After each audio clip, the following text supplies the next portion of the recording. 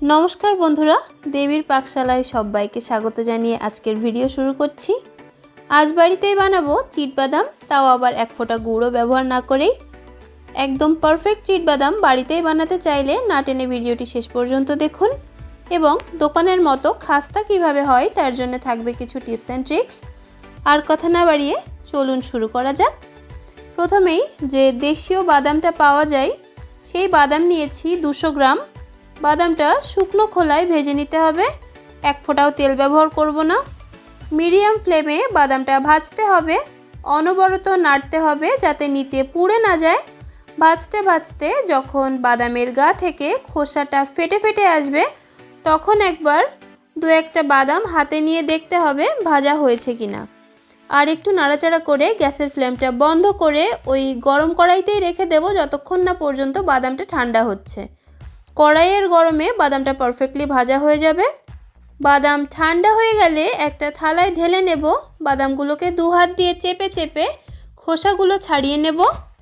ভাজা বাদাম খেতে আমার মতো কে কে ভালোবাসেন কমেন্ট করে অবশ্যই জানাবেন। দুটো একটা পচা বাদাম থাকলে বেছে আলাদা করে ফেলে দিতে হবে। বাদামগুলো আমার খোসা থেকে আলাদা করে নেওয়া হয়ে গেছে। এদিকে একটা কড়াইতে 150 গ্রাম চিনি দিয়ে দিয়েছি। চিনিটা মেল্ট হওয়া পর্যন্ত ওয়েট করতে হবে। 200 গ্রাম বাদামের জন্য আমি এখানে 150 গ্রাম চিনি ব্যবহার করেছি।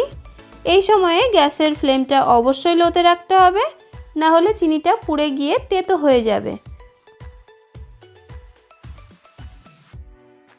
চিনিটা নাড়তে নাড়তে পুরোটাই মেল্ট হয়ে গেছে। কিছুক্ষণ লো ফ্লেমে জাল করার পর একটা বাটিতে কিছুটা জল দিতে হবে আর তার মধ্যে কিছুটা মেল্টেড চিনি দিয়ে দেখতে হবে হাত দিয়ে চাপলে এরকম ভেঙে যাচ্ছে কিনা। যদি হাত দিয়ে চাপলে ভেঙে যায় তাহলে বুঝবেন একদম রেডি হয়ে গেছে। এবার ভাজা বাদামগুলো দিয়ে গ্যাসের ফ্লেম লো করে অনবরত নাড়তে হবে।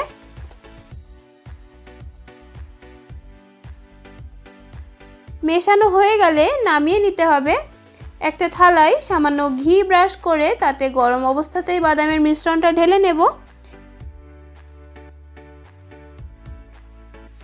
এবার একটা বাটার পেপার ওপরে দিয়ে শক্ত কিছুর সাহায্যে চেপে এভাবে সমান করে দিতে হবে।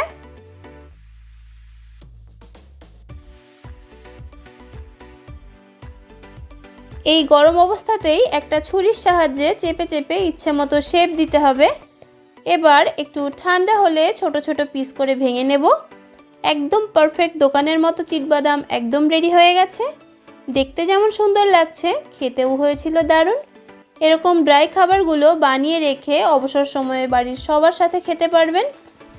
আপনিও বাড়িতে ট্রাই করুন আর আমাকে জানান কেমন হয়েছিল। ভিডিও ভালো লাগলে চ্যানেলটি সাবস্ক্রাইব করে পাশে থাকা বেল আইকনটি ক্লিক করে নেবেন যাতে আমার চ্যানেলে দেওয়া নিত্য নতুন সমস্ত রেসিপি সবার আগে আপনার কাছে পৌঁছে যায়। আজ এ পর্যন্ত, দেখা হচ্ছে আপনাদের সাথে নেক্সট ভিডিওতে। ততক্ষণ সবাই ভালো থাকবেন। ধন্যবাদ।